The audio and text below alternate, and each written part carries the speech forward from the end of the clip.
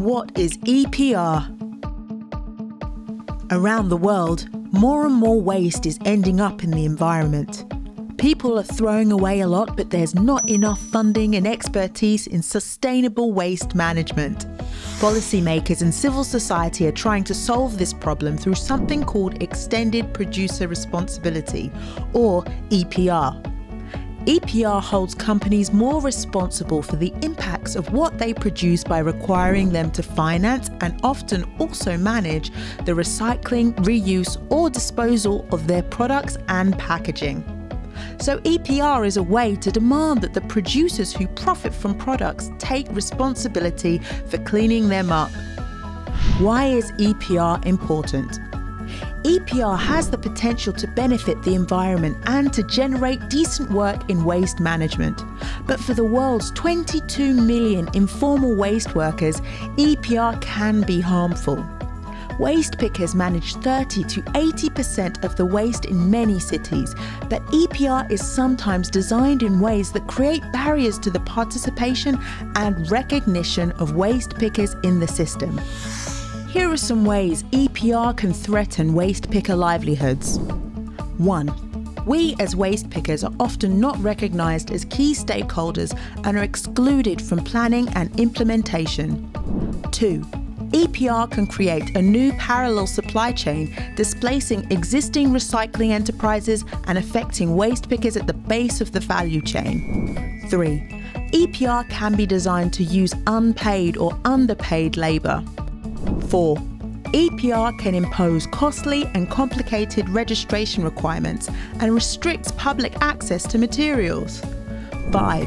EPR can introduce actors into the waste system that waste pickers cannot compete with, sometimes consolidating the sector into just a few powerful players. 6. Producers can control the implementation of the system and take ownership of the materials and their processing. 7. EPR can promote environmentally harmful technologies like incineration that compete with recycling. 8. Even when EPR aims at inclusivity, it may not create room to remunerate independent waste pickers that form the majority of the workforce. In both the global south and north, waste picking is a critical income source for workers, and our work benefits communities and our environment. The world must recognise our historical contribution and improve our working conditions instead of destroying these jobs. What does an EPR system that truly recognises waste pickers look like? EPR can work for the environment and everyone involved if it prioritises waste picker integration.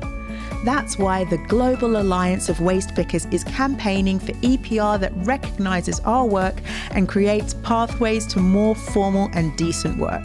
EPR should preserve our livelihoods with access to labour and social protections, and it should give waste pickers the opportunity to use our first-hand knowledge to advance within material management systems and to make decisions about EPR processes.